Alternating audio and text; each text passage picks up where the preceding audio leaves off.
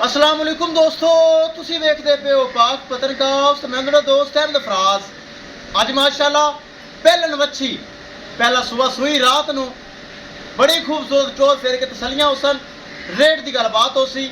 सब तो पहले रिक्वेस्ट है चैनल में सबसक्राइब कर लो, पेज में फॉलो कर लो, बहुत शुक्रिया। मौजूदा पता अटा बुंगा हयात तहसीलो जिला पाक पतन शरीफ। मोबाइल नंबर साडा 038754 व्हाट्सएप नंबर भी यही है जी, लोकल नंबर भी यही है। कैमरामैन साहब पहले नंबर अच्छी कराओ तुम। लो जी दोस्तों माशाल्लाह बड़ा वड्डा कद पहलन हो के फुल वड्डा कद खाला हवाना दुध वाला जो हवाना है ए पक्का हवाना इनू कहते दुध वाला। ये नस्ल च कोई स्वेलिंग वगैरह नहीं होंगी। आपस पुछला टा के जरा हवाने नज़र वगवा दे। ए चेक करना है खालस हवाना दुध वाला पहलन वच्छी पहला सुबह सुई रात नूं कच्चा नड़वा मौजूद माशाल्लाह। आफा जी छड़ जरा ले चल बाहर टोर के तसली करवा फिर करिए रेट। रेट बड़ा मकूल बड़ा जायज़ सी बड़ी खूबसूरत पहलन वच्छी माशाल्लाह। डब्बी कोनी सिरू जैनमैन कोनी खालस हवाना दुध वाला बच्चा छड़ के लिया भी तसली करवा।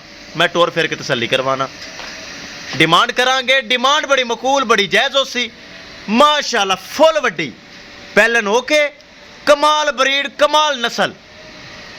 ले चल ले चल। ए बच्चा ने थले कच्चा नाड़ा नजर आ रही है, कच्चा नाड़वा मौजूद है बच्चे थले। ए बच्चा है रात नूं सुई।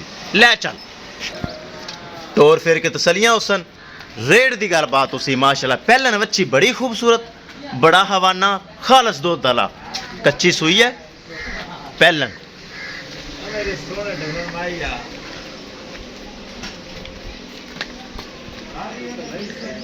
ब्रीड एवर जर्सी और फ्रीजियन फर्स्ट एमर पीछे बच्चा।